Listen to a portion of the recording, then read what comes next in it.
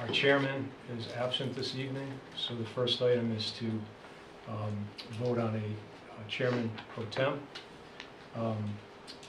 What's the board's pleasure? I move to appoint Chris Allman as chairman pro tem. Second. Motion's been made and properly seconded. All those in favor? Aye. Aye. Opposed? Motion passes 4-0. Sorry, I did not call the roll. Heidi, can you call the roll, please? Yes, as you noted, James Manning is absent. Anthony Bernetti, Absent with cause. Christopher Ullman, Here? Keith Kyle, Here. Ellen Cornell, Here. Christine Brochu. Here. Mr. Chairman Pro Tem, we have a quorum of 4 members. Did you want to note Anthony and Tom as being absent? Oh, I'm sorry, yes, and Tom Callahan. Is no longer on this board. Oh, okay. He resigned from this board because he's on plan, so he's Okay. officially. Anthony, we already said it. Anthony Bernetti, yep. Absent with cause. Okay, thank you. So a couple administrative matters. Eastside LLC has asked for a continuance to a date certain of February 22nd. What's the board's pleasure with respect to that continuance? I move to continue the matter to February 22nd. Second. Motion's been made and properly seconded. All those in favor? Aye. Aye. Okay, so Eastside LLC has been moved to February 22nd.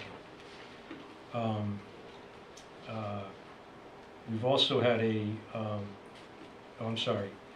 I believe that we may have a continuance on Not All Properties, but the solicitor is not here at this point, so we're going to wait until he comes back.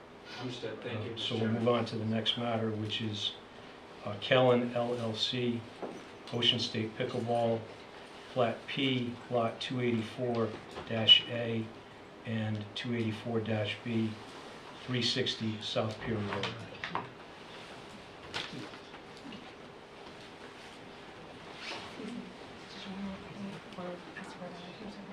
Oh, yeah. I need a secretary tonight, Ellen? I'd be happy to do it, Christine. I'm sorry, Christine.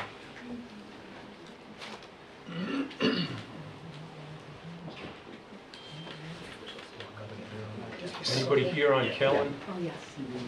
And just go to the field.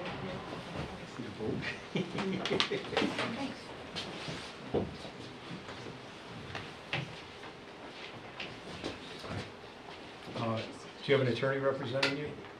We don't. Okay, so anybody that wants to speak needs to be sworn. Do you have an order in which you want to speak, or?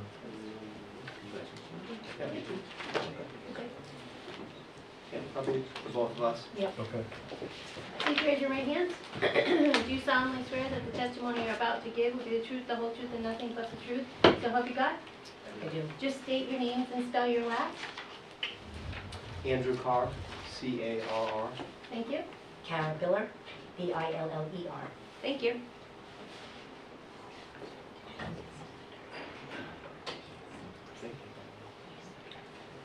So thank you for having us here tonight. We'll be going into the 360 address hopefully at the beginning of February. They're in the process of completing 8 pickleball courts. So refurbishing the old roller rink that's been here for years since I was a kid, and to 8 pickleball courts with a small lounge, stretch area, bathroom facilities, and yeah, we're right now we're in South Kingstown on Church Street in a 4-court facility, and we're gonna again start the lease over there and double our space. And it's been going great. It's the fastest growing sport in the country. Some say it might be in the world. We have age ranges from teenagers all the way through. Some of our members are in their 80s. In fact, there's a woman playing there as we speak. It's great social, active, great for wellness. Kara's an occupational therapist by trade. I'm currently still teaching middle school PE and health. and I coached the high school tennis team for 28 years. I retired last year, so it kind of was a dovetail to move into pickleball from tennis. But we've been open about a year. We opened in South Kingstown on January 28th of last year, and so it was kind of fast and furious when we realized that was going to be a pickleball place, and we jumped on it to be part of in Narragansett, where I grew up. Born and raised in Narragansett. Kind of pained me to see the building vacant for many, many years, and I'm glad that we can bring this recreational type activity into the town. I think it's going to be great for the town of Narragansett. Yes, and I'm a South Kingston resident. I had reached out to the Kellens. I actually wrote them a letter probably about 3.5, 4 years ago when Ocean State Pickleball started to take off, and you know, I saw how great this is for the community, every age. Our hopes to do wheelchair pickleball. I've done it with Parkinson's, Special Olympics. Anybody can play this game. And as an occupational therapist, I saw the beauty in the sport. It's cognitive, social emotional, it's great exercise. We really want to get like, you know, just stretching in there and just all health things going on, some good food in there. You know, one of the things our members have requested is, you know, some beer and wine. As a, you know, tennis players, it was really fun to kind of play some tennis at a club and, you know, hang out and have a sandwich, have a beer with our opponents, our friends. And our members have requested that. And most of our members are over 55. They're all older, you know, population. You know, we've got a college group coming on in now, but majority of people are just taking this up as like a revitalization, you know, a sport that they used to be an athlete maybe when they're younger, and now they're just out there just having a ball.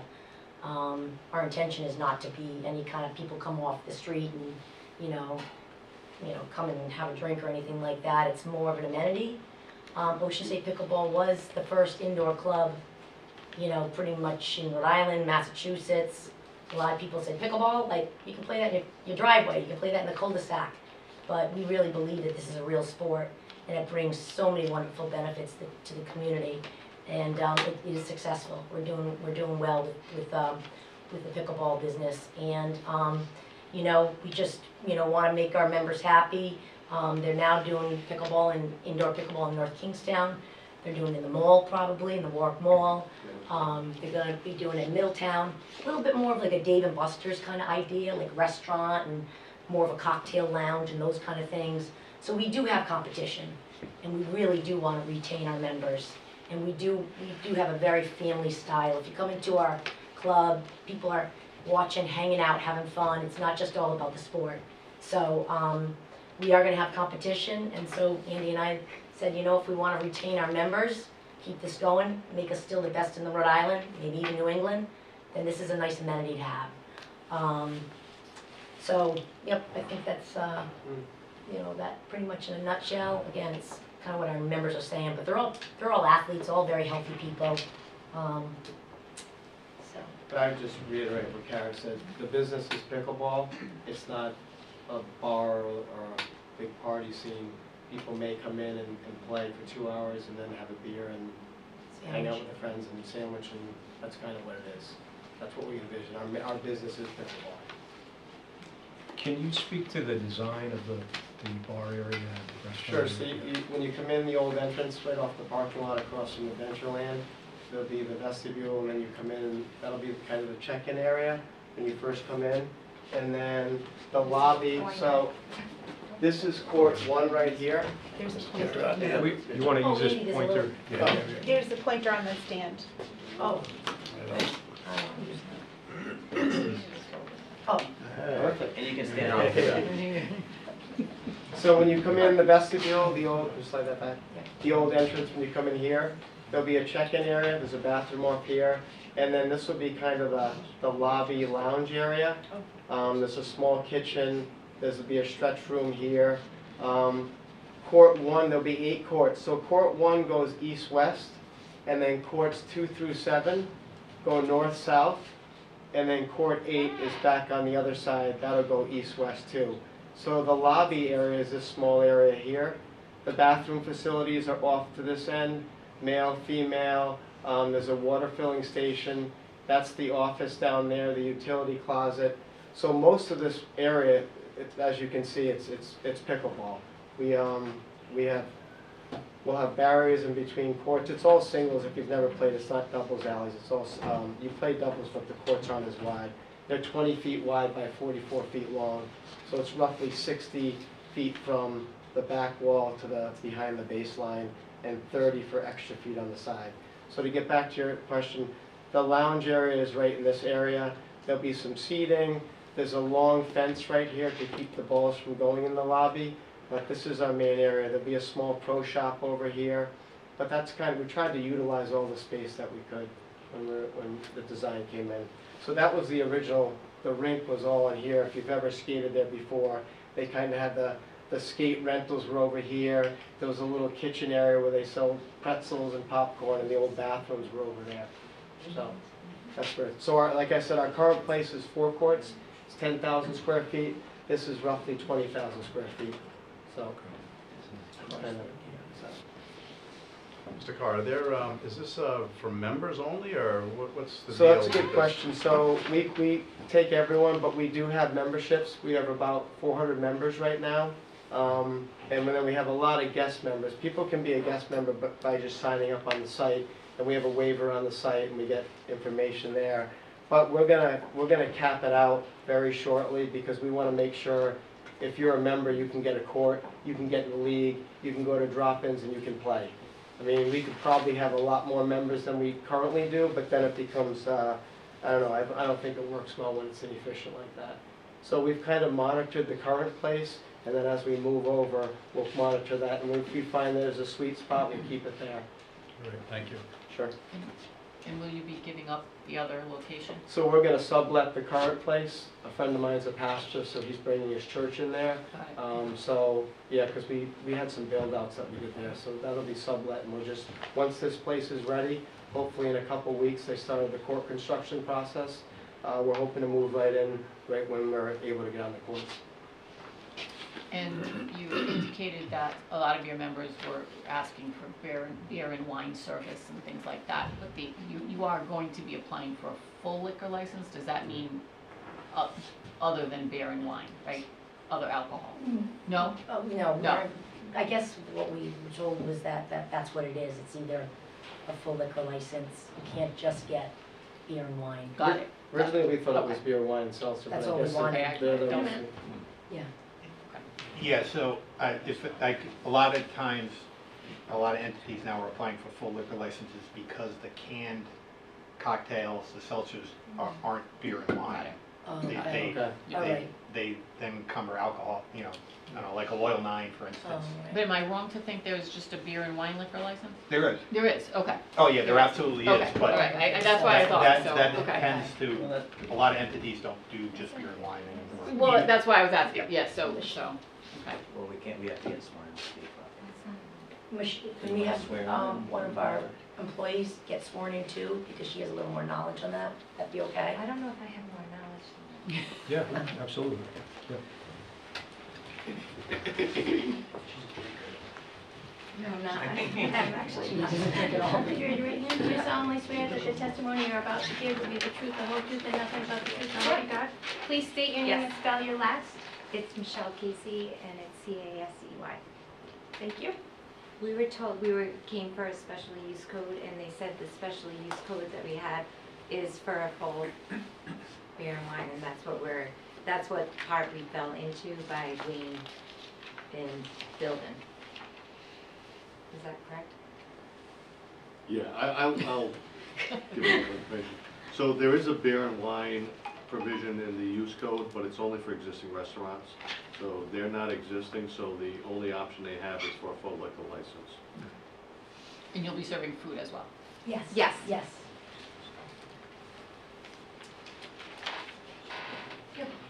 Can someone, I don't know if you guys can talk about it, but can someone explain the maximum occupancy of the building is X, but the maximum occupancy of the lounge area is Y, and how you're going to control that and monitor that? Is that That'll kind of be determined by the fire marshal. Ultimately, he'll dictate and he'll post the occupancies for the different spaces, but Jill may have some additional information on what that number Right. tentatively. So the state fire marshal granted a variance for this business in order to, the variance was to not install sprinklers, and they capped the occupancy at 225 persons. So, and at the, you know, for the provision of not putting in sprinklers, we picked up on that. And one of the other things they did is not only did they cap the occupancy, but they also, and I wrote it in the report, they referenced it, the variance says to restrict persons to use to participant sports only with no spectator seating or audience facilities. So that's to make sure that the occupancy does not exceed 225 persons. The fire marshal did the calculation for the lounge area. It comes out to about 125 plus the remaining spaces. They don't, right now with their, even with a full load of four people on a court, so 8 courts full with, a full group of people waiting, they don't hit the 225, but the lounge area itself really couldn't support more than 123 persons.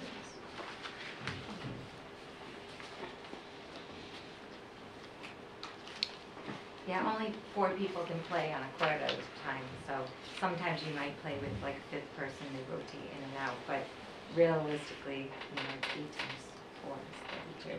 So they're at a time, and then, people come in, they play for like an hour and a half, and then you might have just the overflow of the people coming in as people coming off. That's it. Probably be under 70 at a time. So you don't expect to have this maxed out at any time where you will No, have to enforce it's that? really not. You'd have to see the space. 123, you'd be like in here right now. Very tight. Yeah. Well, there were more people in it like that when it was a roller rink when I was a kid going there with my daughter, so. I grew up I in think this is a much Narragansett. less They grew up in intensive use. Narragansett, Yeah. so they have lots So, of memories. so Lots of memories. That's the first thing I said when I went in there. Like, what happened? and excuse me for not understanding this, but do pickleball players and organizations have tournaments, like big where people come? So do you ever expect to exceed the 225 if you have this big tournament? No. I mean, even with a tournament, if all the courts are filled and you had another 32 waiting and another 32, you're still at 96 people. And anything more Let's than hope that. you get to the point where, let's hope you get to the point where spectators want to come in and watch, Well, but I know you can't, but wouldn't that be, and I it'd be think nice even if in that- our town growing up here, it's, for us, sometimes people in this business, they get worried about the summer because most people want to play indoors when the weather's lousy and it's cold, and summer they're outside more. But when you come in there and you see, it's going to be beautiful. No wind, no sun, no cracks, pickleball line only because on most places, the pickleball courts are on top of the tennis courts. So I know it seems like first world problems, but those type of things make a difference with people. And I think being here in the summer, a great vacation area, there could be tournaments that we could have, and it's just going to be good for the town. I think people, they do these destination vacations too now, and a lot of times you're finding people want to make sure if they're a golfer or a tennis player or pickleball, those facilities are in the area where they're going to be spending thousands of dollars potentially for the week. So we feel like the summer will be a pretty good season for us. The winter will be the best, but we feel the summer will be a good time too.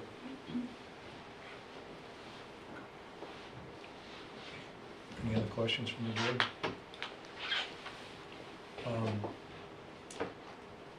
Anything else to add at this point? Come on in, I'll give you a lesson. I would need one.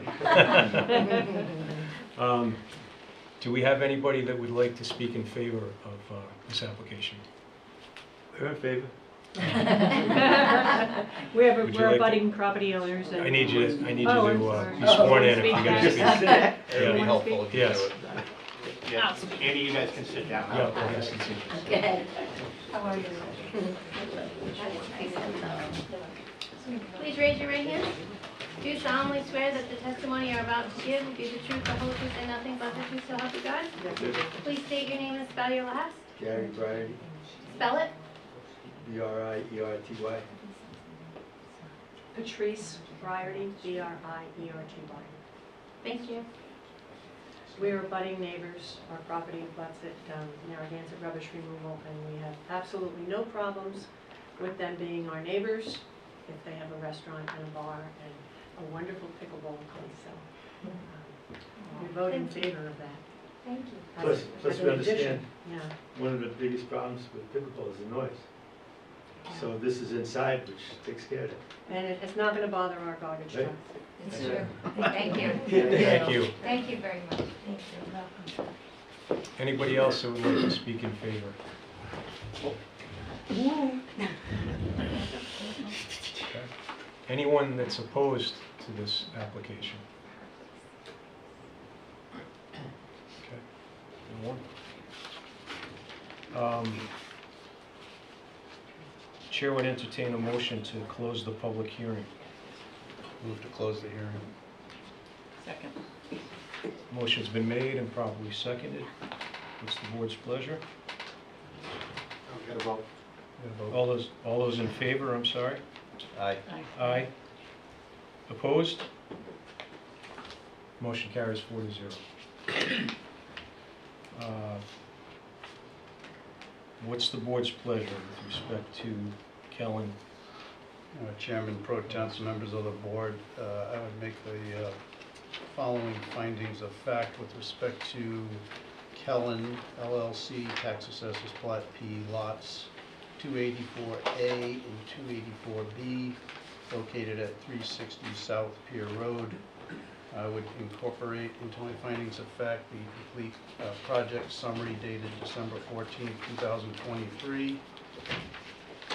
All of the exhibits that were part of the application for special use permit itself,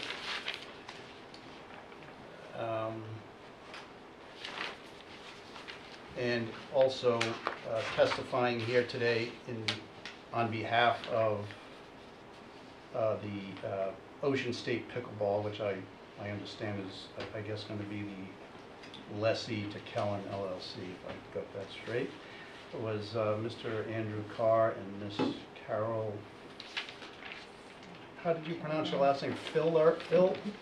Biller testified on behalf of Ocean State Pickleball. They basically testified with respect to the number of pickleball courts that were going to be located within the old roller rink or rollerblade place, I'm not sure what it was called at the time. They intend to have a small lounge where they are or will be appearing before the town council for a full liquor license.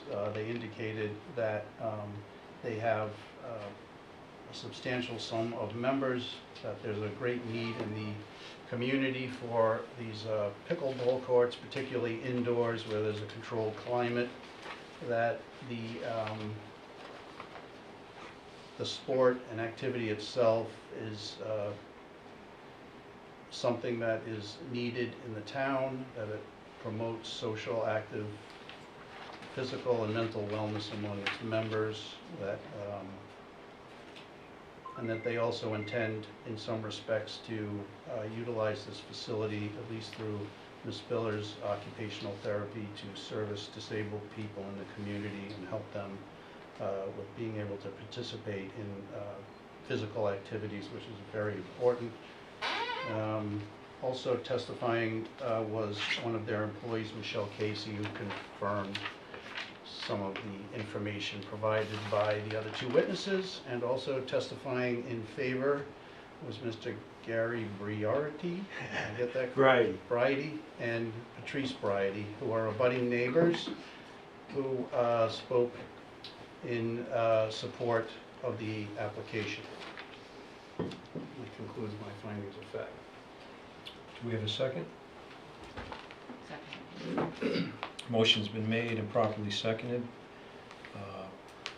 to enter the findings of fact. Any discussion? All those in favor? Aye. Aye. Opposed? Nay. That motion carries 4-0. Chairman, members of the board, I would move to grant the special use permit from the table of use regulations, section 6.1, use code 5318, for a tavern, cafe, club, bar, or cocktail lounge with the service of alcoholic beverages. And it's also put into the record that there were several conditions set forth on page 3 of 4 of the project summary, which I believe that the applicants intend to abide by. I would also make note that in accordance with section 11 and 12 of the zoning ordinance, which governs special use permits, that the use will comply with all applicable requirements and development and performance standards of section 4 and 7 of the zoning ordinance, that the use as testified to by all of the witnesses will be in harmony with the general purpose and intent of the ordinance and the comprehensive plan of the town of Narragansett, that the granting of this special use permit will substantially serve the public convenience and welfare as supported by the testimony of Mr. Carr and Ms. Filler, and that the use will not result in or create conditions inimical to the public health, safety, morals, and general welfare. Actually, to the exact contrary of that, it will be very useful and helpful to the town of Narragansett. And lastly, that the use will not substantially or permanently injure the use of the surrounding property, and that was supported by the two witnesses that testified as neighbors, that they have no objection to the applicant's proposed use. So I move to grant the relief requested. Mr. Farrell, did you put conditions on that? I did mention the, let me go through that again. There are conditions, I think, at page 3 of 4 that you want me to read these into the record? No, you don't, I mean, as long as there is, if Yeah, you're changing them, yes, otherwise. Yeah, there are 1 through 4 is conditions fine. on page 3 of 4 of the project summary, and that those will be incorporated into the decision. Thank you. You're welcome. Do I have a second? Second. Motion's been made and properly seconded to grant the relief requested. All those in favor? Oh, I'm sorry, any discussion? Okay, all those in favor? Aye. Aye. Opposed? That motion carries 4-0. Good luck. Thank you. Thank you. Appreciate it. So the next item on the agenda is O'Neill, Plat NJ, Lot 18, 155 Cliff Drive. We received an application, for a continuance from John McCoy, who represents Anawan Cliffs Association. He's not here tonight to press that application, obviously, because he's unable to attend the public hearing. We have two ways that we can handle that. If the applicants consent to that continuance, we can continue it to a date certain and hear all of the testimony that evening. Otherwise, if the applicant is here and wants to move forward, we can hear the applicant's side of the application, hear any experts that may be here, and continuing the public hearing so that Mr. McCoy can appear on behalf of Anawan Cliffs at a future date. Good evening, Mr. Chairman and members of the board. Brendan Quinn on behalf of the applicants, James and Ann O'Neill, with regard to Plat NJ Lot 18. We did receive this request for a continuance. I appeared today just simply to note my objection, with the understanding that we would not, the board generally freely grants such requests for continuances. And in that respect, my clients are not here today to testify. So it would be looking for a date certain, which I would request is the next meeting in February.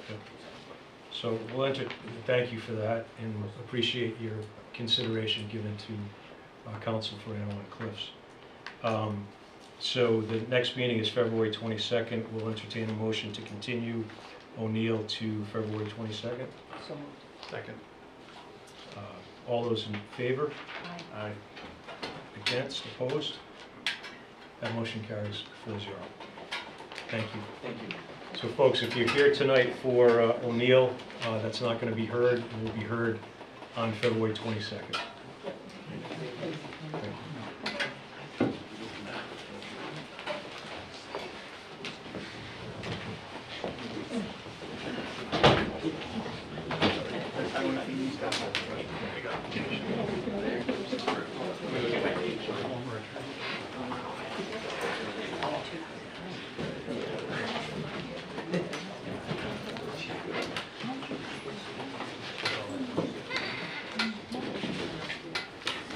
The next matter on the agenda is Narragansett Pier Railroad LLC, Holmes, Plat D, Lot 221, 145 Boone Street. That's Jack, but he just stepped out. Okay. Jack, are you here for I am. Pier Railroad? Yep. I didn't think they would be up so fast. Okay. They probably did not. I'm sorry, Christine, the other thing also is you have to sign the stamp plans as secretary. Okay, do it just a moment.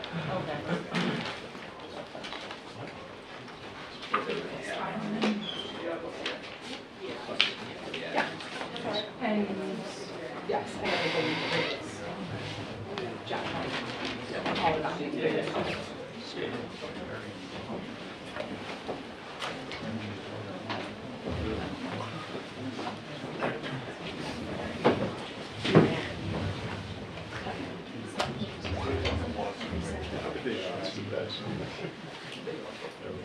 Mr. McGreen? Evening, Mr. Chairman. Jack McGreen for the applicant, 21 Garden City Drive, Cranston, Rhode Island. The applicant and owner is Narragansett Pier Railroad LLC. The property is located at 45 Boone Street and identified as Plat B, Lot 221, and is located in a BD zone. Applicant is seeking a special use permit under section 5814 of the use code to operate a restaurant with a full-service Class B liquor license.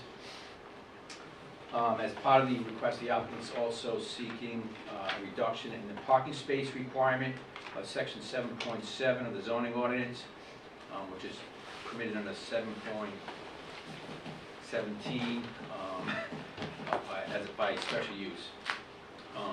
There are 4 residential units on the premises, requiring 2 spaces per unit, and 129 person occupancy for indoor and outdoor seating at the restaurant, requiring 1 space for 4 persons, for each 4 persons in the restaurant.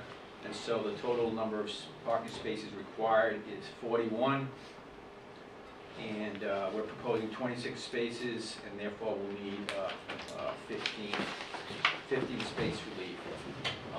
I will note that if you look at the front of the building on Boone Street, is that a good shot of the front of the building? Maybe just bring up the plan. Yeah, on the Boone Street side, we're going to be closing off, obviously subject to DOT permission, but we're going to be closing off that section of the building, which will create, even though we can't count it, it's going to create 3 more parking spaces on Boone Street because it will no longer be a, there we go. So it'll no longer be an entrance, so there'll be 3 additional parking spaces available. Finally, section 7.8 of the ordinance requires either a 10-foot wide landscape buffer area along all property lines that abut residential zones, or where necessary, the zoning board may allow use of a fence as a substitute along the required buffer area. In our case, if you go to the another plan, yep. In our case, we did, if you go to the back of the property right here, point here, right, that's where the parking space, right here. Additional. So we wanted to put the fence back here as opposed to the buffer area, because there are trees back here. So we're on this side. Oh, I'm sorry. So right now you're. Hold on. But, am I parking in the wrong? I'm parking. Yeah, they're right here. I'm sorry. I got my brain's flipped upside down. It's okay. So these are the parking spaces. This is where we want to put the fence rather than the vegetative buffer, because if we put the vegetative buffer in, then we lose all those spaces there. But there is plantings and full-grown trees back here that do provide an existing buffer right now. I noted, we did note in the staff report that there were some concerns over indoor, outdoor parking, the bar area in the front of Boone Street, and the entertainment stages noted on the plan. I'm going to bring up Lindsay Holmes now to talk about that and maybe go over the plan and what she wants to do with the space. So Lindsay will come up and get sworn in. Please raise your right hand. Do you solemnly swear that the testimony you're about to give will be the truth, the whole truth, and nothing but the truth, so help you God? I do. Please state your name and spell your last. Lindsay Holmes, Holmes. Thank you. So Lindsay, why don't you walk them through the plan, just explain to them how you want to use the premises and maybe your operations, maybe perhaps address the noise, the lighting, but start with the overall operation and your use of the premises. Absolutely. So in the interior of the old train station, we are building out and proposing a 6-stall open-air market, reminiscent of like a small field Quincy market, where patrons will be able to enter the building and see the entirety of the building from the west side elevation all the way to the east, so through the whole duration of the bottom of the building. And in the Boone Street elevation, so facing the east side, we'll have a indoor-outdoor bar that is the outside of which will be under that small soffit that you can see when you're coming up from Ocean Road. And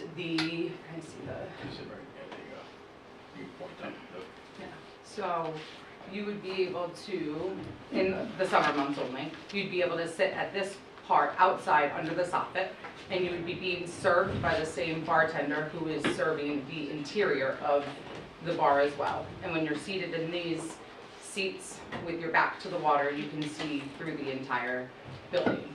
So from a development perspective, one of the biggest things for the entire ownership of the building was to be able to kind of give it back in its entirety to the community.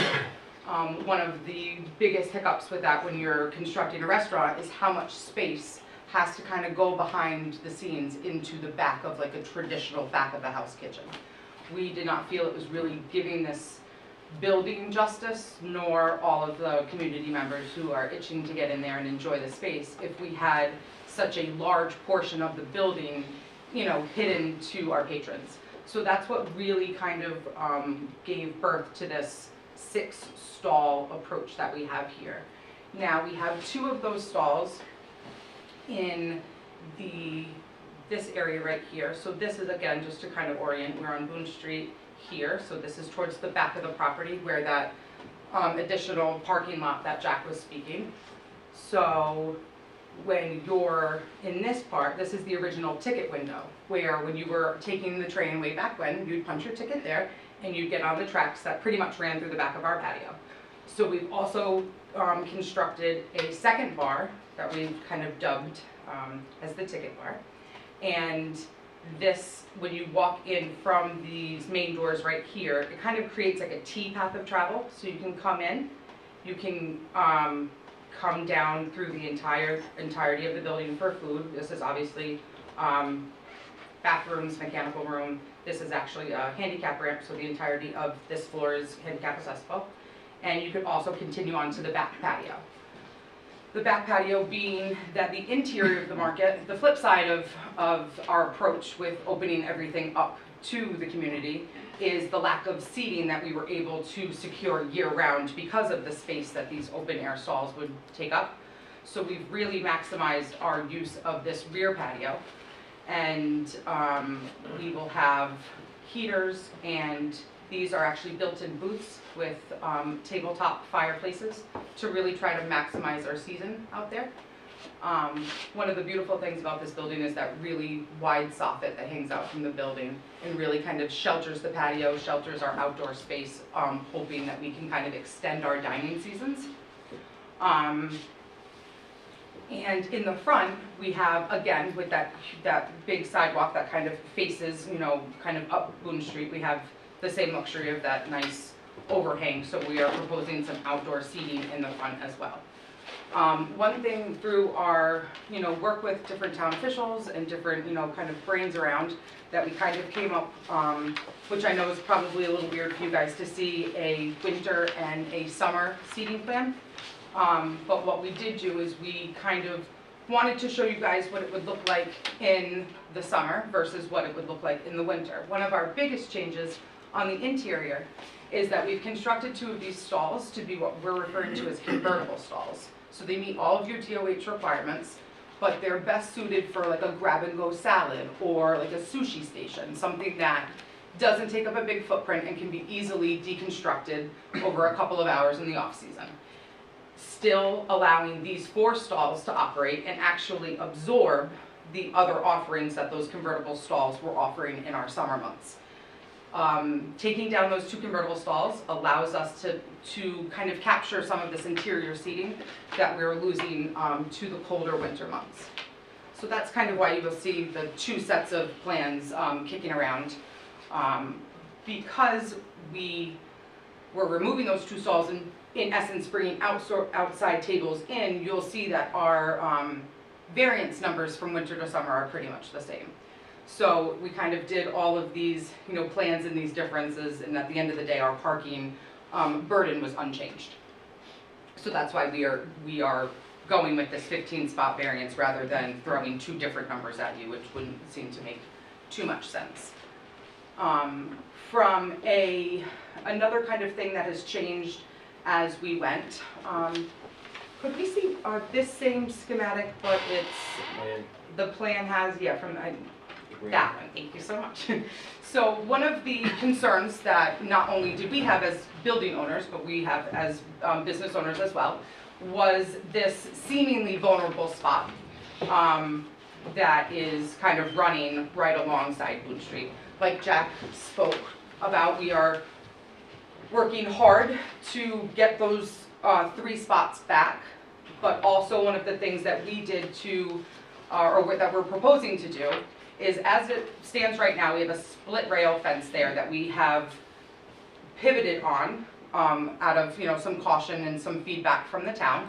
And what we are proposing right here, perfect. What we are proposing here is every 3.5 to 4 feet doing concrete bollards, wrapping said bollards in a cinder block wall, and wrapping that cinder block wall in cedar shakes to match the building.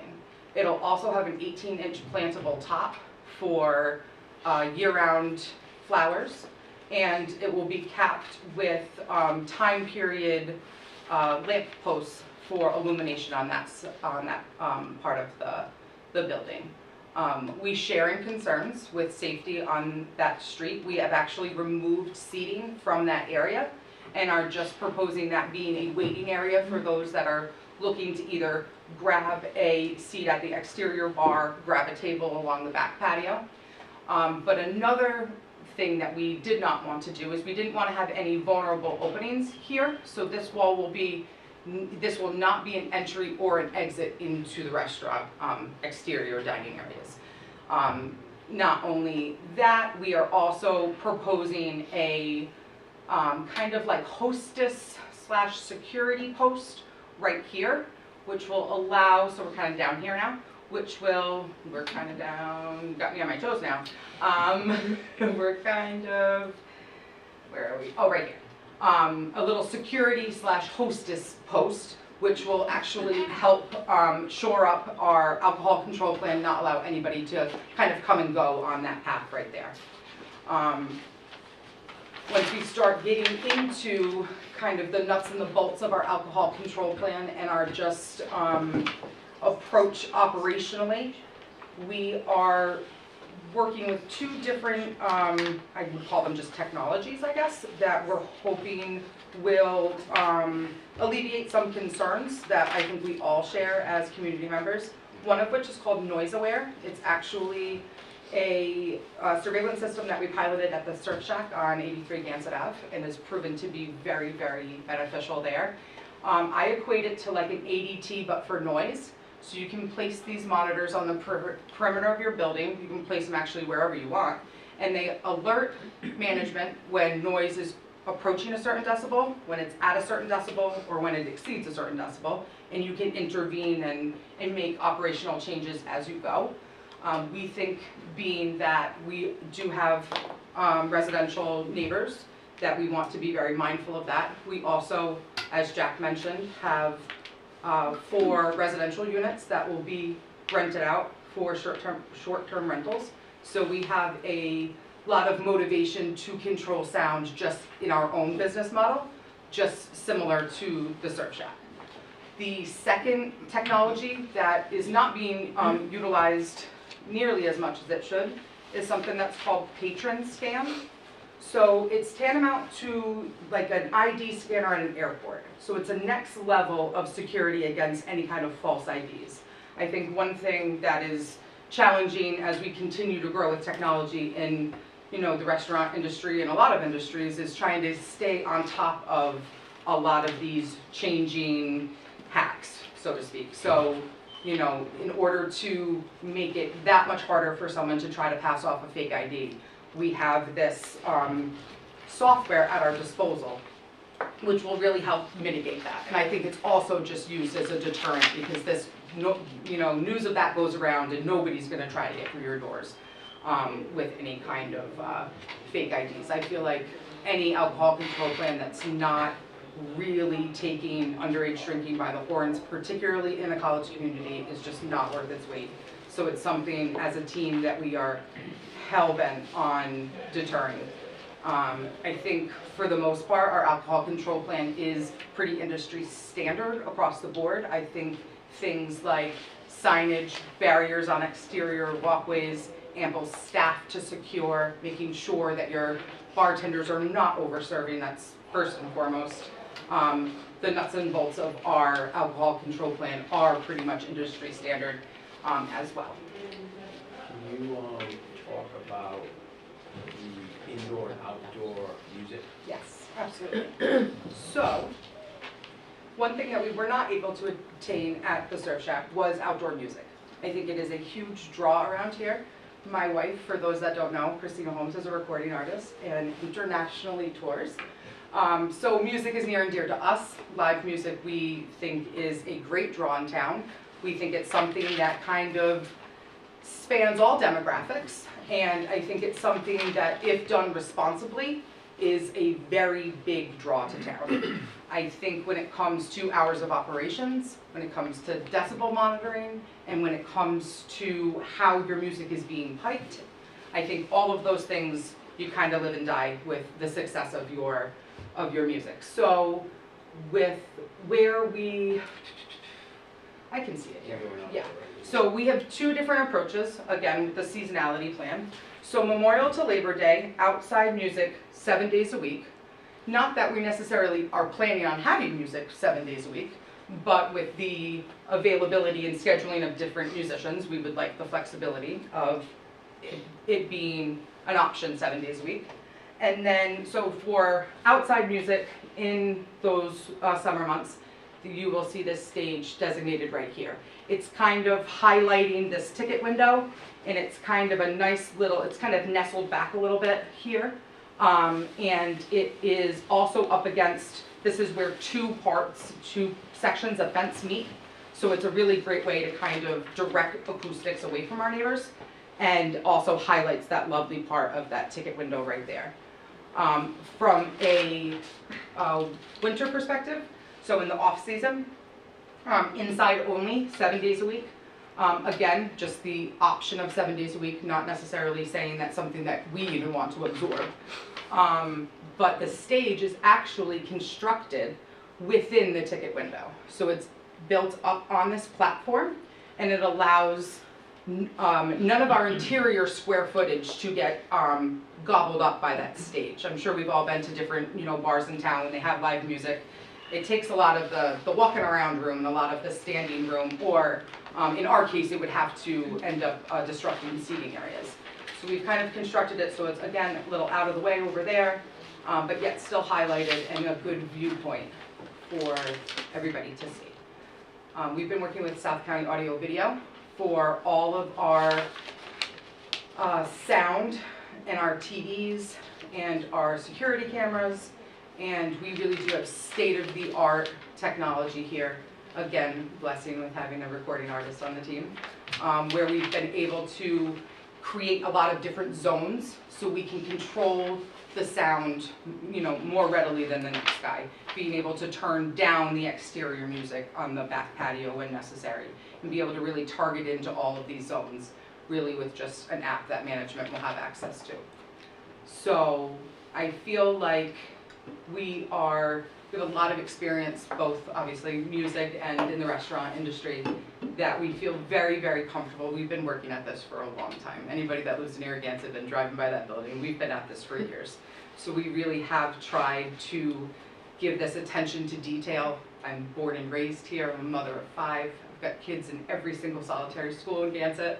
So, you know, the concerns of the playground, the concerns of the neighbors, these are my neighbors. So we really are trying to approach this as community members and not just business owners.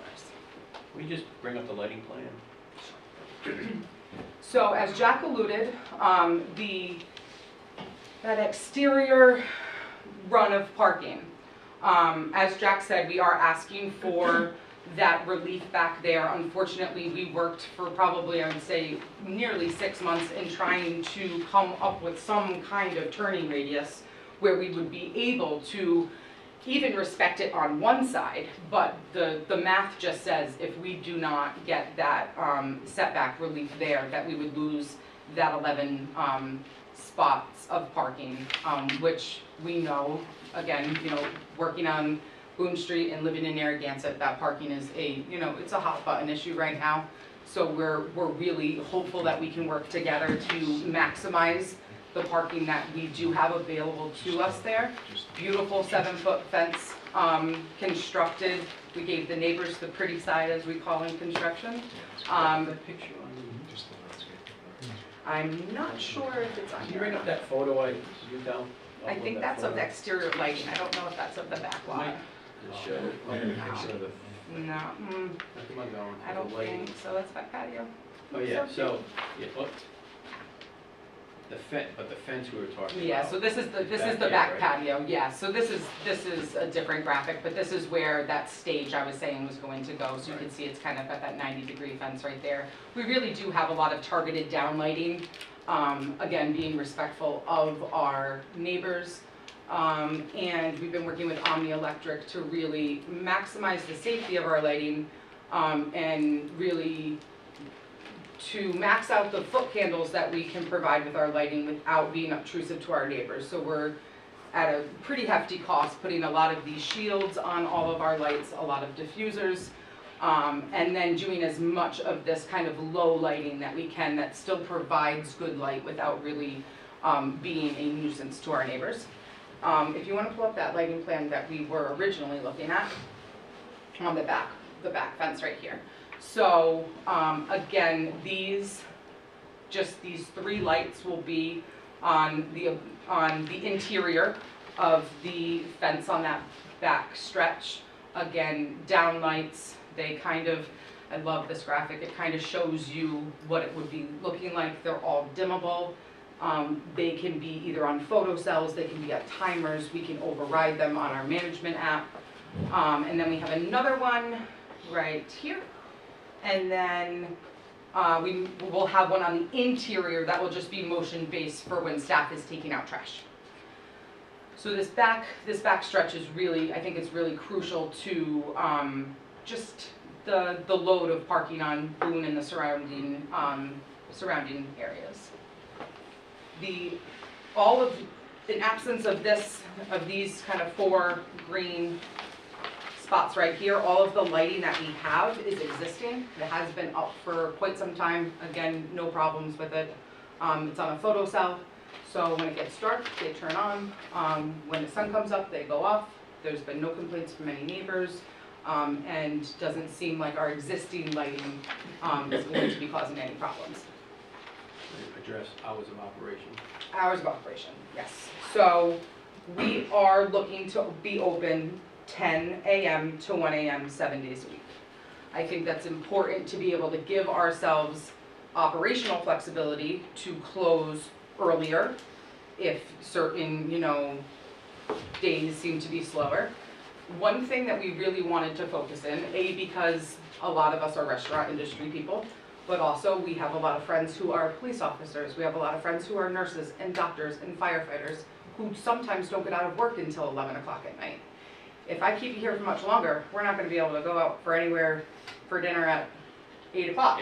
So we're really trying to provide not this college haven, not this late night party spot, but a place where all of our friends, our family who may not work a traditional 9 to 5 can still go and enjoy, a quick bite, a drink, watch a game on repeat, I guess, at that point in the night. And it's music hours. Help me out, what am I forgetting, guys? To go over the alcohol plan? Yeah, go ahead. Sorry. No, no sorries.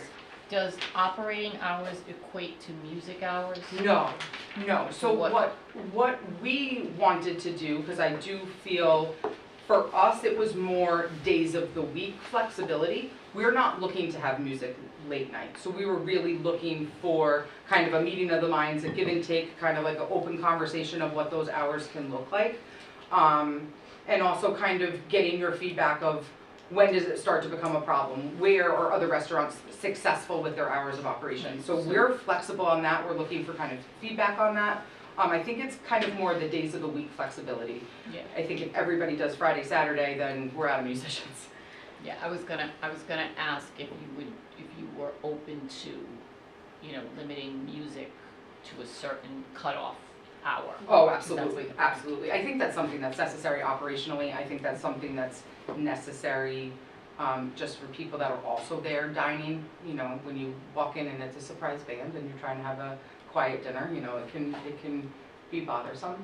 So no, we're definitely looking for all of that feedback. We know if we push the limit, we're going to be before town council a year from now and we'll have some explaining to do. So we're really trying to set ourselves up for success, particularly when it comes to live music outside.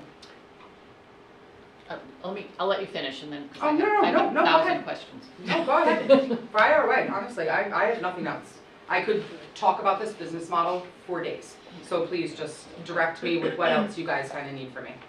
All right, do you happen to have any pictures of the tree buffers that you described near the? we have them when we were before planning? I mean, are the trees as big as what they are in those renderings? Oh, yes, it is. There's Or are an they? aerial, but it's kind of hard to, Oh, look at you.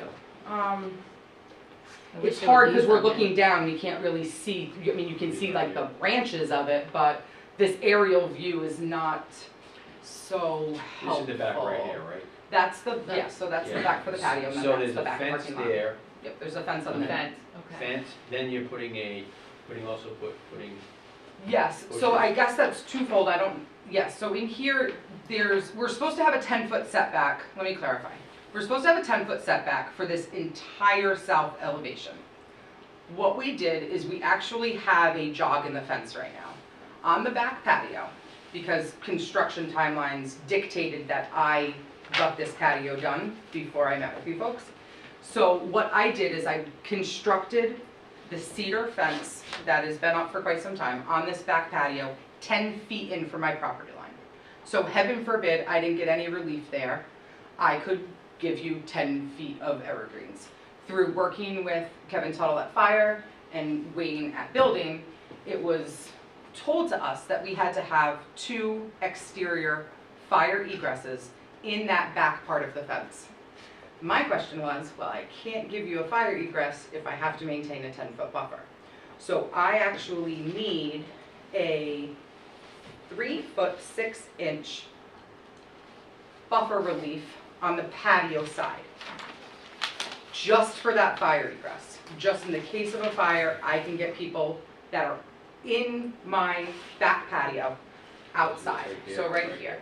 Yep, so we can get people out this way and people out this way. That is, so we're asking for 3.5 feet of relief only for emergency fire egress there. So that's the first kind of fence ask, if you will. The second one pertains to that back parking. That fence is constructed on the property line. Because like I alluded to before, if it was constructed with respect to that buffer, I lose all of that parking.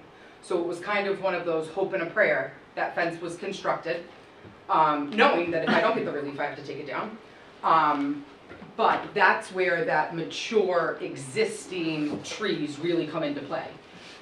We are still to construct, or to plant, I'm sorry, the buffer that is required on the patio side. The back parking side is mature trees along that entire 11 spot row. So just to clarify, where the open patio is here, you're gonna have a fence and a row of... So we'll have the fence, 3.5 foot path of travel for fire egress, 6.5 feet of plantings. And then beyond that, there's also mature trees as well. Yeah, there's, exactly, there's, yeah, you can see where the void is, there's like a little pizza void where the train tracks used to come in, and then there's more mature plantings on this neighbor's side. And then the back is just all mature trees. And what's the through here. plan for the planting? Something tall, something? Yes, arborvitae like. The big Yeah, ones, the yep. big ones? Okay. Fast growing, easy to, and it also helps with sound as well, and light. Just really the way that we're kind of landlocked. We can't really get this way because we have a residential entrance here, so it didn't seem like a safe fire egress path of travel. And then we have a change of grade here. So kind of, we were really stuck to get those fire egresses on that one stretch of fence. Where's the kitchen? All 6 kitchens are open, they're what So they're they're considered. I can only take one person at a time. Sorry. That's okay. Right there. So when you walk in, it'll be like you're walking into like a Quincy market kind of feel. So you walk in, there's a counter here, you order, and you get to watch your food be cooked. And we march it out times 6, and 2 of the 6 are convertible for seasonal seating.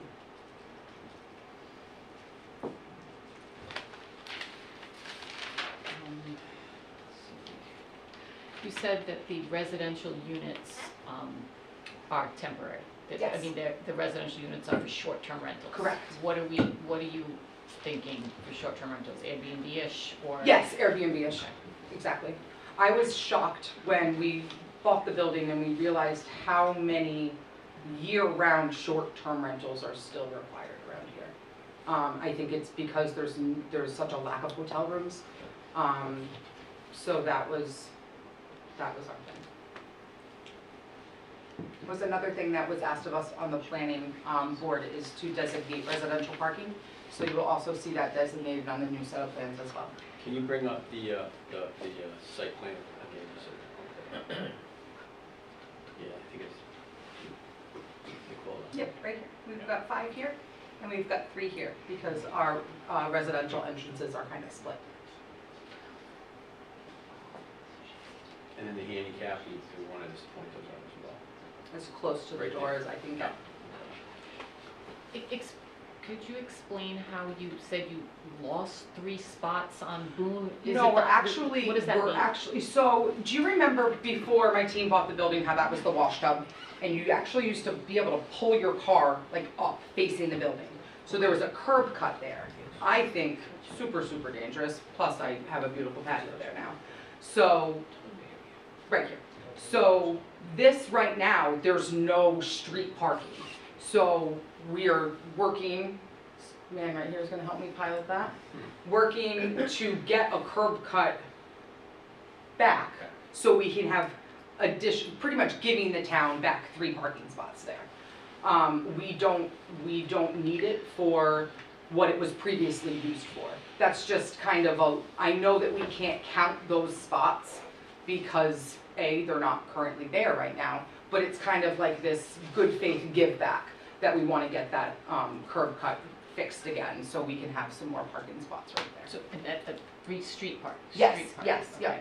So just like kind of in front of Crazy Burger, just marched Yeah. out further. Yeah. And then one more question on this fence. Is the fence gonna stay like that, be No. open? You're gonna have a different, Yep, so more we're gonna closed do fence the or- concrete bollards. oh, that's what you said. Yep, and then that concrete bollards are gonna be encased in cinder block.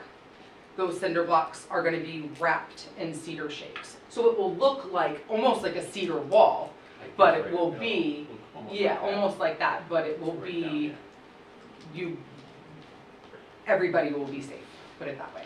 So it's really kind of going above and beyond. We really just need the bollards, but our alcohol control plan also really benefits from this more solid, wall. And really trying to work with the beautification of Boone Street. I'm looking for Mr. DeLuca. We're gonna have that fence be plantable on the top as well.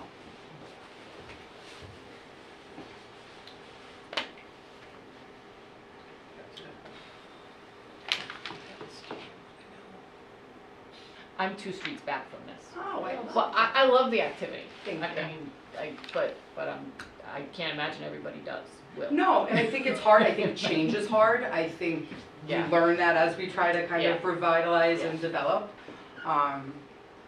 But I'm confident that this building, after far too long, is in very good hands. Hey, Jack, I mean, we can see from the plans that there's geographically no real way to get the additional parking spaces on the lot. So can you, or maybe the witness can give us some information? I mean, there's other restaurants on Boone Street that have absolutely zero parking. Yeah, I did a quick BJ's peek. probably doesn't have enough parking, so, I mean, just so that we can have it in the record, I mean, because it's just really an impossibility to meet the parking requirements, really, for any restaurants on Boone Street. It is, and one of the things that we went back and forth a lot with our architects, trying to make sure we were judiciously placing tables, to make sure that we weren't just setting ourselves up for this failure. And then something that I kind of learned through this process is as I started taking tables away, they would then start saying, it doesn't matter, Mrs. Holmes, whether you have a table here or not, you now have this occupancy square footage load. So we were kind of going back and forth with what that looked like while still presenting a realistic plan. And then there's I had a somewhat of a encouragement to just open up Undertake It outside. Because right now, I don't even need to be asking for any of this outside parking, but I don't want to operate like that. It's going to eventually go away, or it's going to get turned over into something more permanent, and I would be before you asking for that variance anyhow. So we really are trying to do our best to maximize the parking that we have available. Yeah, we did, I don't, are you asking how does this compare to other parts of the town? Well, I mean, this occurs in many towns. There's just simply no way to geographically meet the parking requirements. So the town has to absorb those parking spaces somehow, or, One thing that we discussed, so that's what I'm asking. one thing that we discussed in front of planning, which I don't know how much relevance it holds for you, but I think it's worth having the conversation over. Grew up in the restaurant business, father is a chef. I know everybody in town who owns a restaurant. We all want to get together and do some kind of shuttle service where we can start utilizing more public parking further away, but still get people in. We think it's going to help with the burden of beach parking, everything that's going on. I mean, the Coast Guard's running at 162 parking spot variance. That it's not sustainable. Makes my 15 not seem so bad. But we're really trying to work together, both to do things like employee shuttles. I've got skin in the game. I've got the Surf Shack a stone's throw away. So we've been talking with my management there, owners of, the bike stop, PJ's, Crazy Burger, just name them, march them all out. We would love to all get together and do something like that. I think it would really benefit the town as well.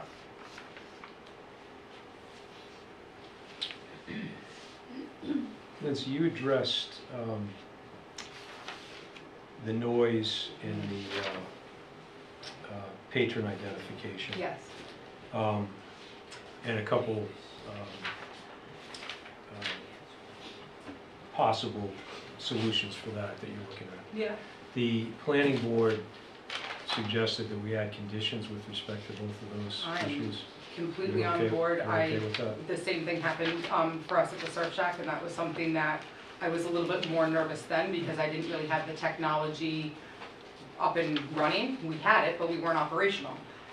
We went 6 months at the shack without one sound complaint, and we've got neighbors within, I can like reach out my dining room window and touch my neighbors on Gansett Ave, and we were very, very proud of how we were able to have a very successful summer and have that front porch open again, and this noise-aware technology really did what we were promised it would do, and we are totally, I think the only thing that they did with verbiage on it was like noise-aware or something equivalent. Right. Just in case these guys get bought out by somebody else.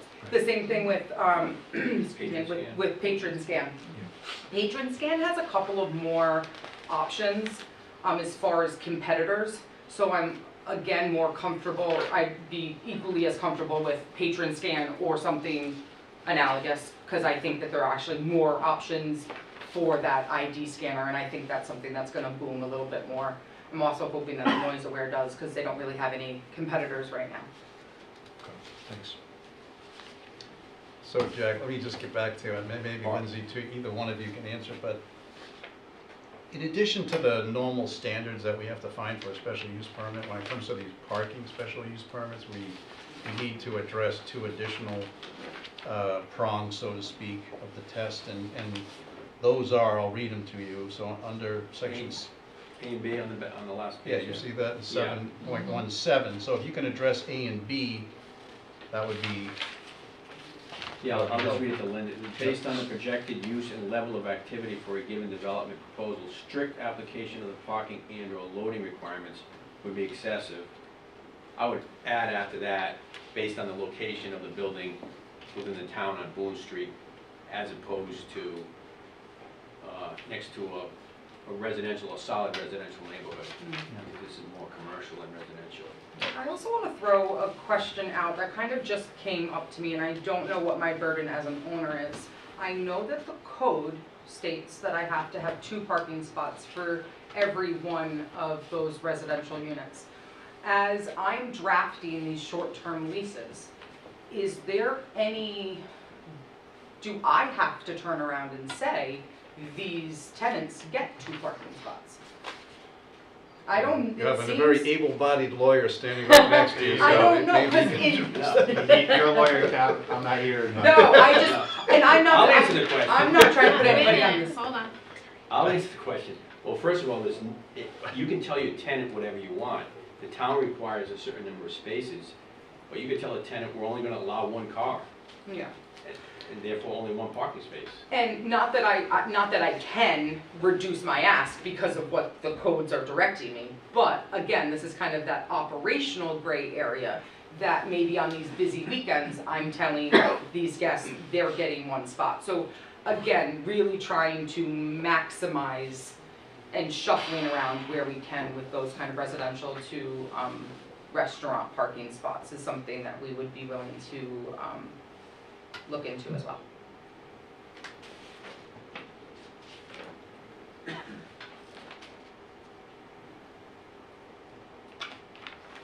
Jack, can you address B? I don't- Yeah, B, it says that the safe and proper operation of the business or any businesses within the proposed development will in no way be compromised by the reduction or modification of the requirements of 7.9, which are the parking space requirements. So, like I said, I mean, in terms of compromising the neighborhood, I mean, no one has sufficient amount of parking. And if you're comparing businesses within the area, you probably have the least relief requested Yes. on the entire street. Absolutely. So in terms In of... the entire pier.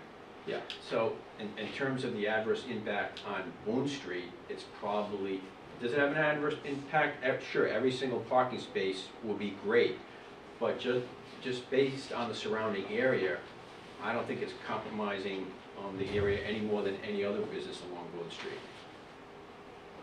Well, that's what I was looking for. Right. I mean, maybe in a vacuum it doesn't, but cumulatively it. Exactly. certainly does. I have been told that it's supposed to be kind of viewed in isolation, but obviously there is this cumulative load that we're trying to be mindful of. And I don't think it's something that we're gonna be able to solve overnight. I know the town's doing a lot to work on that and look for areas of, public parking expansion.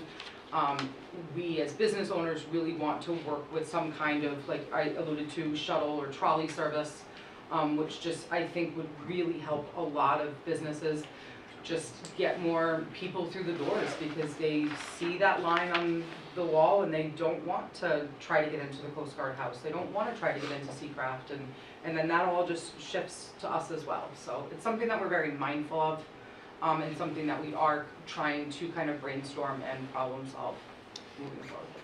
Another thing, on the drawing that's depicted up there, now see where it says existing shed? Yes. Is there any, and I'm just throwing this out, is there any possibility of designing additional parking spaces in that area or along that wall? One of the tricky things, the majority of this building is actually on a slab, so we have a very small footprint downstairs and DOH requirements for employee files and things like that. It's really kind of we're maxing out every inch, so to lose that is very tough. It's also kind of in this spot where, for safety of the residential unit that's on this western elevation, this apartment right here, that shed is right here, so it's really kind of getting close. I don't know if that shed wasn't there, if we would even feel safe by putting parking that close to the building, and that's also where that fire egress that I spoke of off the back patio spills out. So it's kind of this nice little green spot right now. And then, there's a good amount of mechanicals that kind of come into this. I hope everybody has seen the beautiful walk-in cooler that's been placed in the lot as well. So there's a build of this size isn't without its mechanicals. Any possibility of 1 or 2 spaces in front of the It pool? becomes a turning radius. So brains far better at math than me come up with these things. It's the turning radius, and it's tricky, and we sent it back and forth so many times. I think one other thing that we're also entertaining, and it's very well illustrated right here.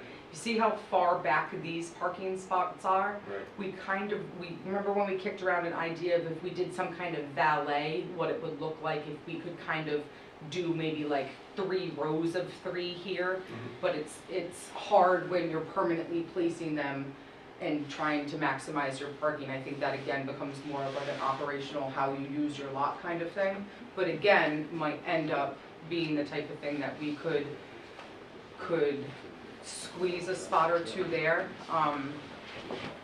But again, with safety too, we don't want people coming out here and then, spots right here. It's kind of, this was also all existing as well, so that's another reason that, that kind of stayed as it was, so to speak.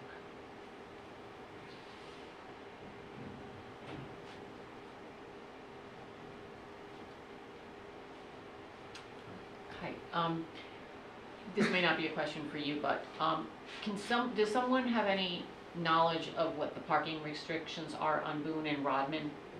I mean, what is and did the planning board and did everybody take into consideration the recent changes in the parking on some of these streets that that the town council adopted recently? Isn't there some, do they allow parking on Rodman? All I know is like, any nights people do park and it goes further and further and further back. They do park there at night on Rodman.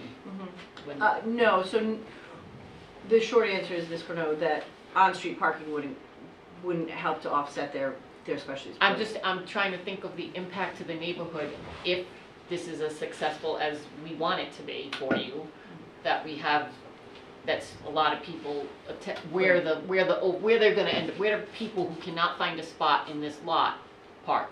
Sure, so Ms. Holmes has testified that the intention is to close off that egress and potentially offer 3 more on-street parking, which would be open to anyone, wouldn't be specifically for her restaurant.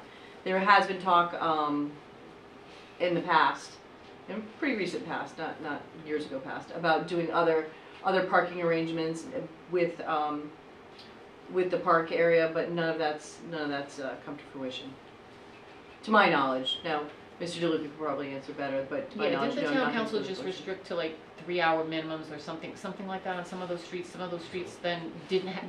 There was a big changeover. I couldn't tell you off the top of my head Okay. what the restrictions are. I think that may be along the water. Down Ocean Yeah, Road. on Ocean Road. It's a whole bunch of streets. It was a lot of Rodman, streets. It's I my also street. I cannot, can I take one? I think as much as, as a local, sometimes you cringe when you hear of these parking restrictions. I do think it will help with faster turnaround, and have those spots be able to be used by more than one group of people throughout the day. I have some concerns as a resident with what that's gonna look like. Particularly, I think of, employees of these restaurants that use this off-street parking, particularly if we're talking about Ocean Road. But the whole pitch of this to business owners was that this is supposed to be helpful and actually reduce that burden, because those people aren't gonna be taking up those parking spots all day long while they're on the beach. So I think that was kind of the nature of what they're trying to achieve there. So I think kind of the proof is in the pudding, and we'll have to kind of see what a full summer looks like. But we're also, looking for solutions that are within our control as well. Do you have any sense of the number of employees that you will need to In a run? given shift, Yeah, 20 to 25 in a given shift. and that's for the bar, not necessarily And for the kitchens, yes. Oh, and the kitchens as well, Yeah. okay. Yeah, that was one other question, since you kind of referred to this as like a mini Quincy market. So are these stalls going to be rented out to different vendors? No, Or they're just all going to be something It's you? all gonna be run, Well, yeah, so why as don't you one tell us a restaurant. little bit about that. So, unfortunately, there's no zoning ordinance in Narragansett for any kind of food market situation. I am an ambitious woman, but I'm not that ambitious. So in absence of asking you guys for that, we thought that we could achieve the same experience for our guests and run it as one restaurant. So one person holding the liquor license, one person for DOH inspections. It will be just like any other restaurant, like George's, for example, that has so many kitchens. Same situation. So it's more of the guest experience that will be different, but operationally it will be run just as any other.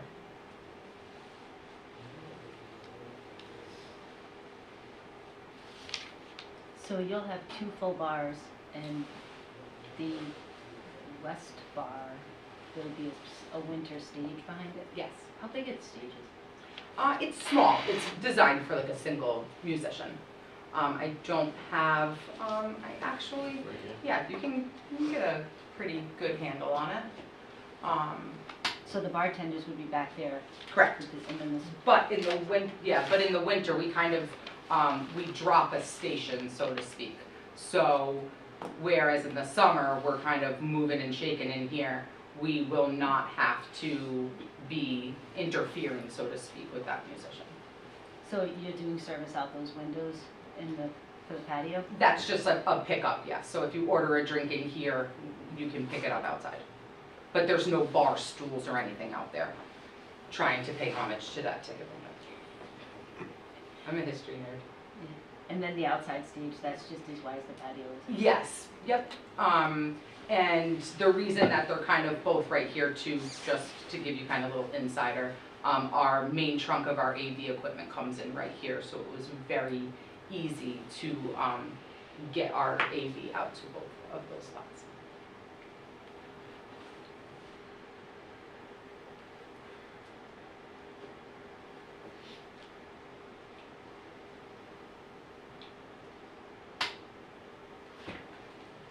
Any other questions? Getting hungry.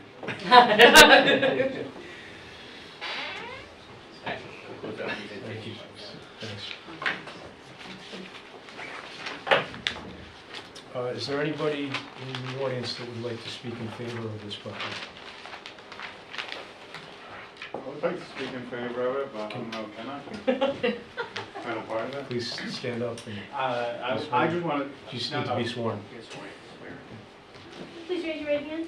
Do you solemnly swear that the testimony you're about to give will be the truth, the whole truth, and nothing but the truth, so help you God? I do. Please state your name and spell your last. Michael Virgilio, Virgilio. Thank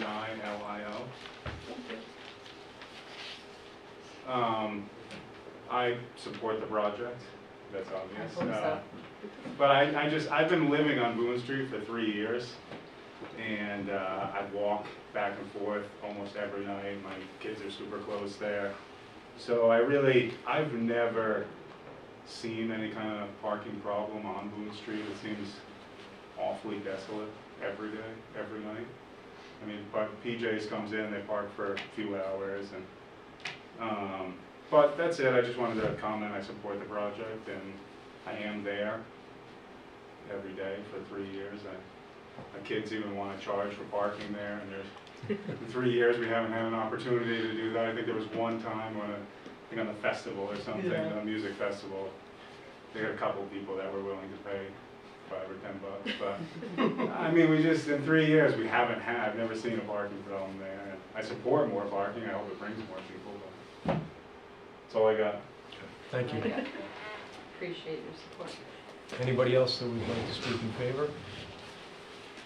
Anybody that would like to speak that's opposed to the project?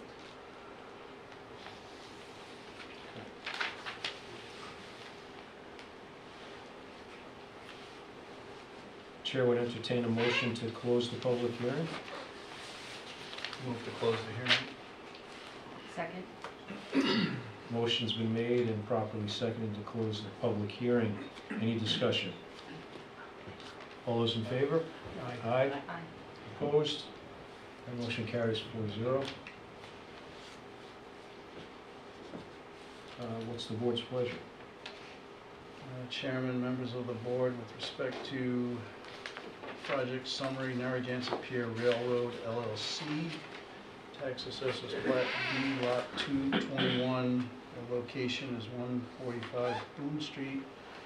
I'd like to make the following findings of fact that incorporate the project summary dated December 14, 2023, along with all of the exhibits, including the application that were made a part of the project summary package,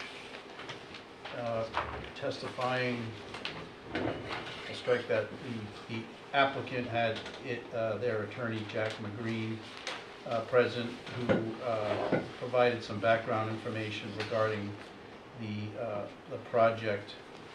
In addition, Lindsay Holmes, just a member of the LLC that's planning to operate the business at the location, testified in support of the petition, and her testimony was robust and is part of the record taken by the stenographer. In addition, there was a witness who testified in favor of the application, Michael Virgilio, and his testimony is reflected in the record as well. There was no opposition to the applicant's application. Oh, yeah, in addition, this matter came before the planning board and was recommended for approval unanimously, 5 votes to 0. And that concludes my findings of fact.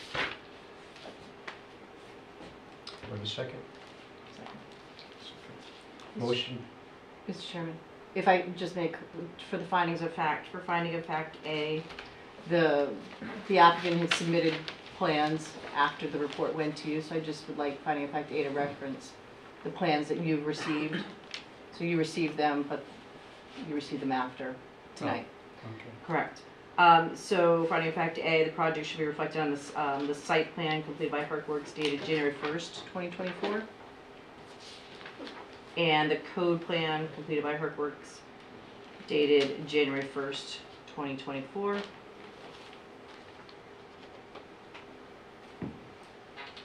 so both the architectural plans and what was the other plan? Well, so the name on these plans, one is titled site plan, which is for reference this one, the one that includes the parking. And then the second plan is titled code plans, which is the one with the winter and summer plan, as well as the residential floor plans.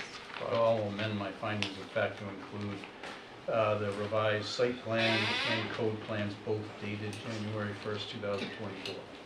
Thank you. Motion has been made and properly seconded to adopt the findings of fact. Any discussion? Can you just repeat that date again? Dated January what? 2024. January 1st, 2024. I thought somebody said 21st, but okay. Yep. Any other discussion? All those in favor? Aye. Aye. Opposed? Motion carries 4-0 to adopt the findings of fact. Chairman, members of the board, I would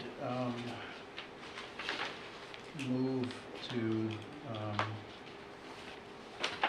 grant the relief requested from section 6.1, table of use regulations, use code 5814, lunchroom or restaurant alcoholic beverages. Grant the special use permit under section 7.9 for automobile parking spaces, and to grant a special use permit under section 7.8 for the supplementary landscaping and illumination requirements. The witness Lindsay Holmes testified with respect to the location on the site of the various bars and how they would be operated, as well as the restaurant space. And she also pointed out in her testimony how it would differ between the different seasons that we have to endure here in Narragansett. And she also testified regarding the two different stages that were going to be on the property to have musical events, which she also testified to would be in part seasonal depending on the weather, obviously, and that they have or they will be installing I'm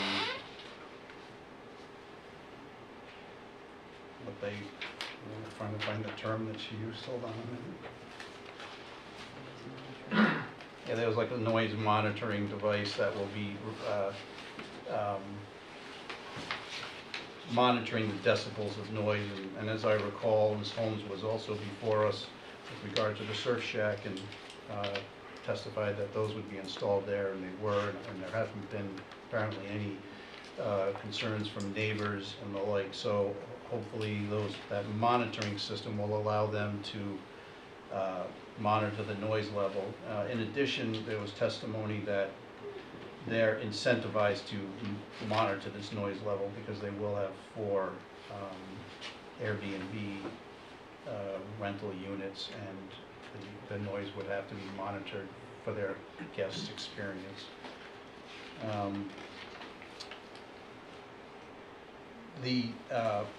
With respect to section 7.9, the automobile parking space, they're essentially looking for 15 additional spaces.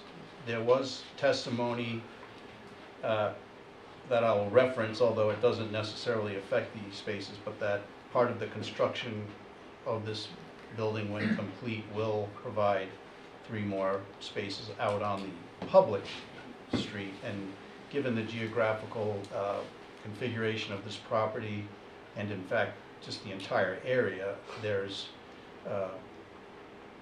constraints with regard to parking on the property. So it's I think that the additional parking, particularly when both council and Ms. Holmes were able to address section 7.17 of the zoning ordinance, there was testimony that the projected use and level of activity for the given development proposal, that strict application of the parking and loading requirements would be excessive, that the safe and proper operation of the business or any businesses within the proposed development will in no way be compromised by, in this case, the reduction of requirements of section 7.19. Further, there was testimony supporting all of the standards that are required under sections 11 and 12 of the zoning ordinance for granting special use permits. Specifically, there was testimony that the use will comply with all applicable requirements and development and performance standards of section 4 and 7 of the zoning ordinance, that the use will be in harmony with the general purpose and intent of the ordinance and the comprehensive plan of the town of Narragansett. The property is located in a BB commercial zoning district, so the use is in harmony with all the other uses in the area, that the granting of the special use permit will substantially serve the public convenience and welfare, that it's providing a very unique dining experience, I would say, to residents of the town of Narragansett as well as the general public. In fact, I don't think I've ever seen anything like this ever, any place, and I've traveled all over the world. So this is a very unique development. I think will be a tremendous asset to the town of Narragansett. That further, there was testimony that the use will not result in or create any conditions that are inimical to the public health, safety, morals, and general welfare, and it will not substantially or permanently injure the uses of any of the surrounding property. In addition, with the alcohol, what's it called? The applicant also submitted the alcohol control plan, but there was also further testimony that they're taking additional and steps where they purchased a IT product called Patron Scan, which is able to minimize the possibility of people using false identifications to get alcohol and the like. So that's, I don't think that's is that in, I don't think that's reflected in that plan, but specifically, but anyways, it was part of the testimony of Ms. Holmes.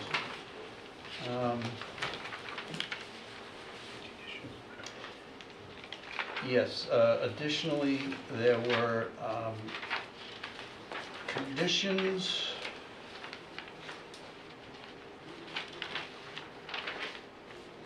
set forth on page 3 of 4 of the project summary, that all alcohol service areas be in strict conformance with the floor plan submitted with the application, that the project comply with all the NFPA regulations, and I believe there was also testimony about, I guess it would be the southern side of the building, that there will be points of egress and egress to allow fire and emergency services in. And that the last condition is that any proposed site work or landscape improvements, such as driveway construction, grading, and other landscape improvements within the public right-of-way between the property line and existing edge of pavement pavement are subject to review and approval of the Department of Public Works. And that no site work may begin on the project until the project has been reviewed, approved, and a road construction permit is issued by DPW.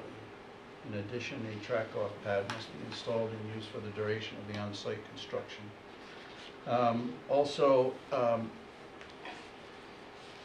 as a condition, I guess it's the right way to say it, of granting this requested relief, the planning board did set forth specific recommendations which I think should be incorporated into this, and that is that the applicant will use the digital noise monitoring devices for all outdoor areas to ensure compliance with our local town ordinances with regard to decibel noise levels, and that they will use patron scan or some similar service for checking patron identification for the bar service.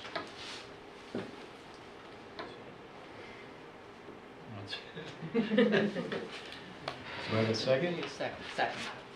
Motion has been made and properly seconded to grant the relief requested with conditions.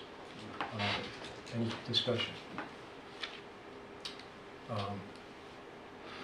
I think Keith did an excellent job describing the project and the testimony that we heard tonight.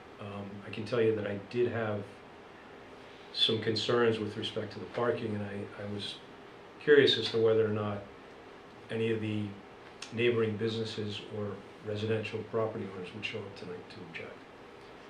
We didn't hear from anybody tonight. The presentation tonight was, I thought, outstanding by Mr. McGreen and Ms. Holmes in addressing specifically those issues. I think, as Keith indicated tonight, I think this will be a tremendous asset to the town. It is something that I've never seen before either, and I hope it is a huge success. I think that the building already and the work that's been done over the last couple of years has been outstanding. So I am in support of this project as well. Anybody else? All those in favor? Aye. Aye. Opposed? Motion carries 4-0. Good luck. So much.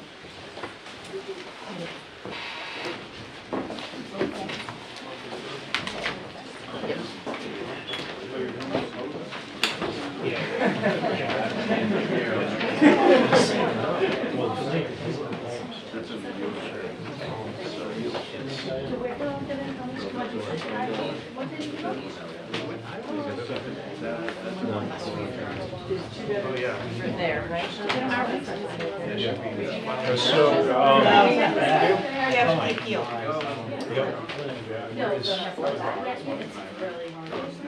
One more? Neither of them are here. No. Yeah, no, they're here somewhere, I saw them. One more. It's new, it's. They're just gonna ask for continuance. I think they're just sitting out there on the stairs. Summer, we can give anything we want, Steve? recommendation cards to the whole town. Yes, we have you guys listen. Restaurants, the areas, so let me know if you want to go there. Chris was Yeah, let me know. There's egress out of there, perfect time. It just didn't provide it. It just heard me in the middle. So the next item on the agenda is Nuttall Properties, Plat S, Lot 90, 11 D Felice Road.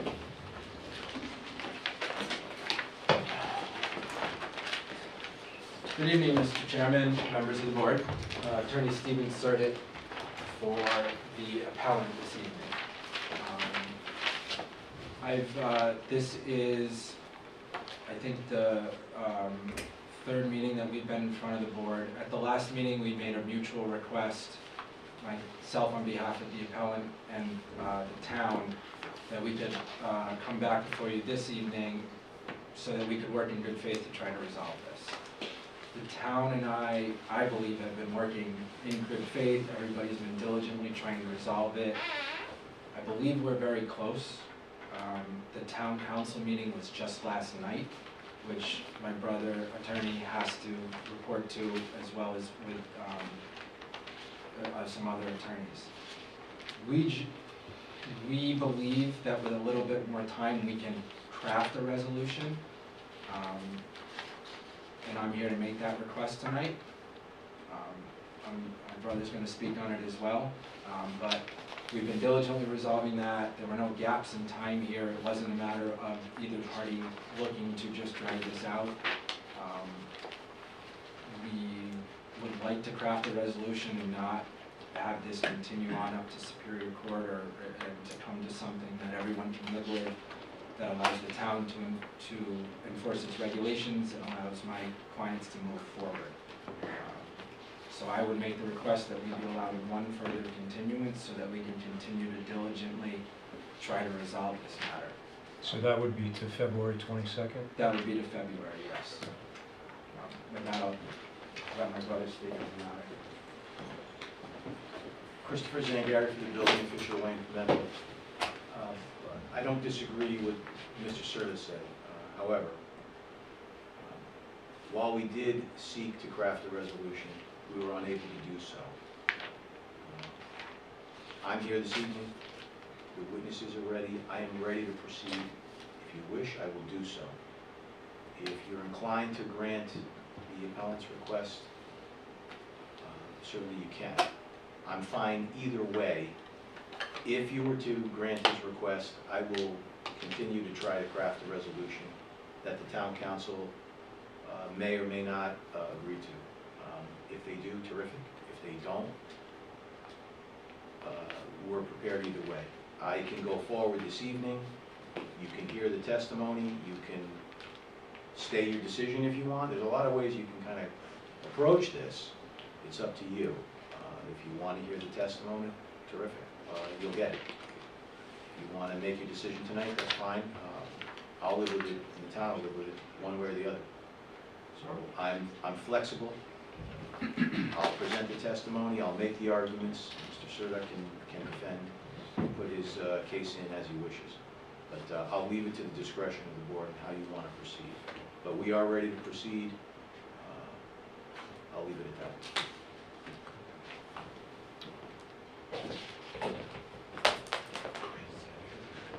What's the board's pleasure? I would move that we proceed with the hearing. And decide, or defer decision. Excuse me, can I interrupt? The zoning enforcement officer just informed me, he is out of town and will not be here. On February 22nd. On the 22nd. So if you're thinking about that, that's not going to work. Would have to be the following. Mr. Serta, are you prepared to proceed this evening? Prepared, yes. I would prefer an opportunity to try to resolve this and not have it continue on, not have it either be another hearing or continue, depending on your decision, continue on to the Superior Court, or have the town have to go back and reevaluate and determine, because the goal here is to try to craft a resolution. This is a relatively new regulation. My clients would prefer to move forward with this and come to something that everybody can live with. I believe we're very close, and I don't say that flippantly. We went back and forth, and one of the things we have as attorneys is we can't really talk about negotiations. So I can't bring you up to speed on that and tell you, but I can in good faith say we went back and forth a number of times, and I think we're close, and there's a very strong possibility of it. I wouldn't be making this request if we were miles apart and it wasn't a gap that I think we could bridge.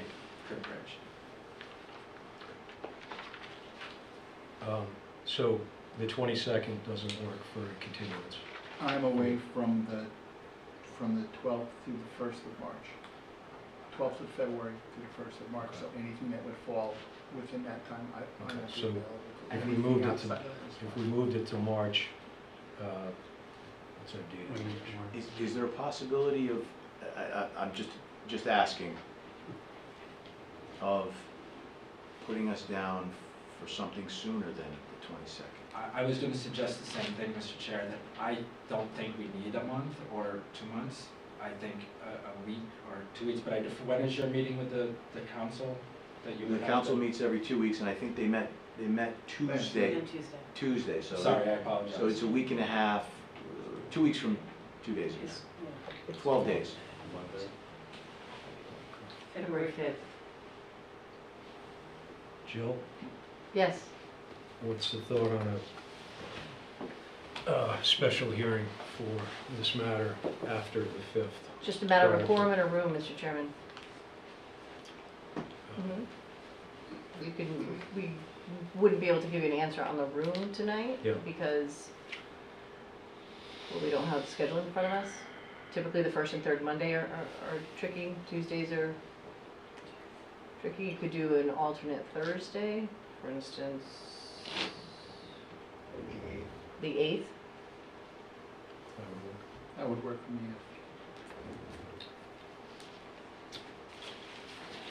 Yeah. I mean, it's dependent upon a room. Chances are there'd be one of the two rooms open, or we could. Moving off-site is tricky because we're now live, and we don't have camera accessibility anywhere besides this room or the assembly room.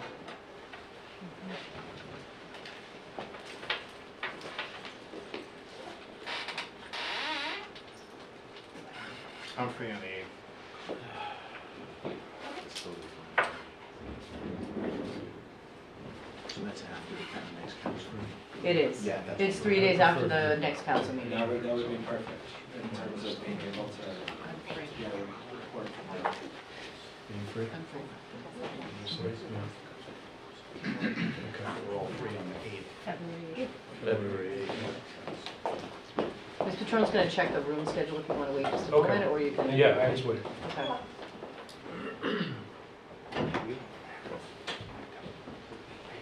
Appreciate the accommodation, I'm sorry. No, I totally understand.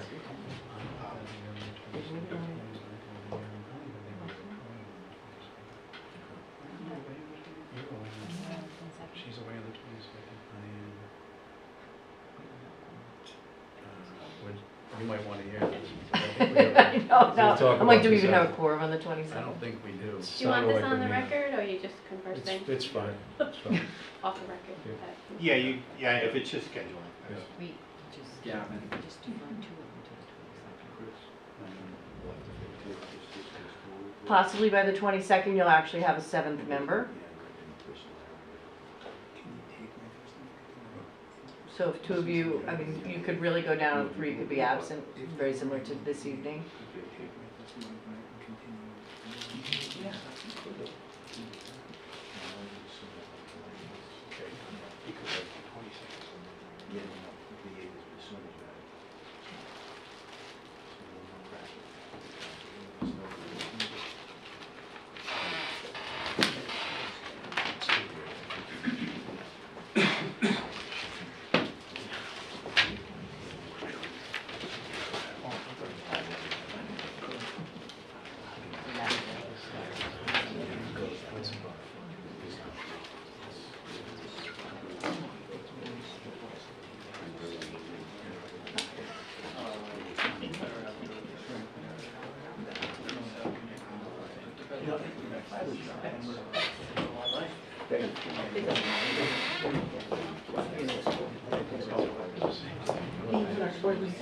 Great. All right, excellent. We're good for the 8th? In this room. Okay. 5/8. I mean, 2/8. 2/8. 2/8. 2/8. 6 6:30? o'clock or 6:30? 6:30. Thank you, Mr. Chairman and members of the board. I hope to be able to come back and not have to either not have the meeting or. Yeah, we gotta, hold Need a on. motion. We just, they gotta I'm do a sorry, motion I and apologize. Thanks. Got ahead of myself.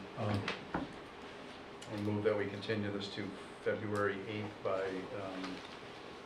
agreement of all the council and witnesses. 6:30. At 6:30. Second. No discussion. All those in favor? Aye. Opposed? Motion carries 4-0, so. Thank you, Mr. Chairman, members of the board. I hope to be able to either not have to appear or send in a letter saying we don't need the meeting because we've resolved it. Okay. Ultimate goal. But thank you for the consideration. You guys have a lot on your plate as it is, so an extra meeting is very welcome. Appreciate it. Thank you. I have a question, do we still have a meeting so we can agree? We don't have to keep it.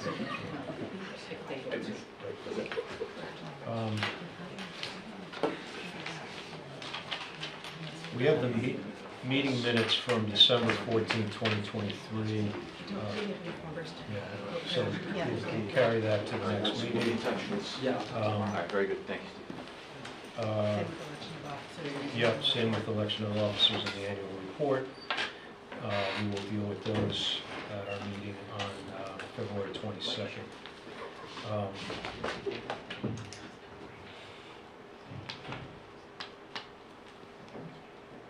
Jill, Yes. anything from you tonight?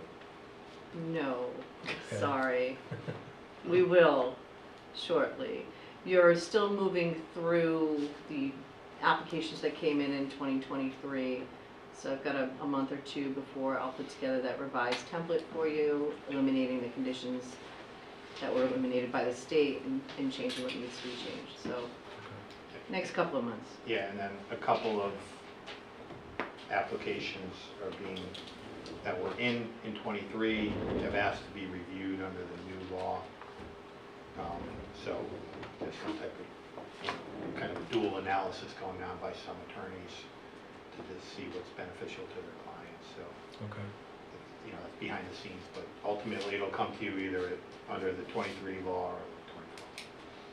And will they have to withdraw those applications and then resubmit? Not withdraw, but it's been my opinion that it'll have to go through the review process again to go back to Wayne, because the dimensional relief will change. Go back to Jill and then come back here. So it's not a total withdrawal and resubmission. I mean, it would be inequitable to have them pay another $75 fee, etc. But as far as the review, the town would, if they decide to go in under the new law, the town would then have to come back and have the opportunity to review the criteria under the new law, because the recommendation could be different and the planning board could be different based upon the new standards.